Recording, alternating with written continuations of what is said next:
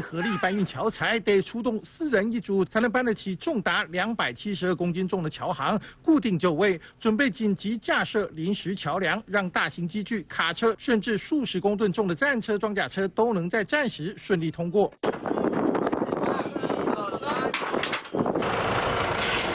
陆军52工兵群罕见移地到南部弥陀海堤出海口进行中荒桥架设训练，这是模拟战时桥梁遭炸毁，他们得迅速补位。进去沙石地的地方，沙子大家也知道地质就很软，那进去桥车又重，那就会有一些困难点，就是你桥材无法顺利的搬运下来，这样。台湾西半部地峡河川地形多，盘点沿海大型桥梁，北从竹港大桥、后龙溪桥到双园大桥、林边大桥，超过11座，暂时都是容易被敌军锁定炸毁的目标。跨期增援部队快速机动，就得靠工兵群出马，最快半天内就得打好桥梁通行。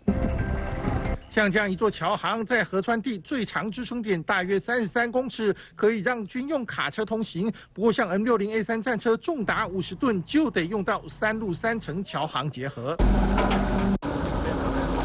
如果桥面过宽，还得出动浮门桥车。这种机动的这个架桥车、浮航幅度的这种的桥梁车，演练战时的时候，你不只是这个桥梁，可能有些那个道路啊什么被炸毁的时候，也可能也都需要这个架桥设施。面对敌军威胁，台湾关键设施随时可能被摧毁。国军除了主战部队强大火力抗敌，背后的工兵战力也是支撑国军全力反击的最佳支柱。3立新闻黄大峰、陈彦豪台北报道。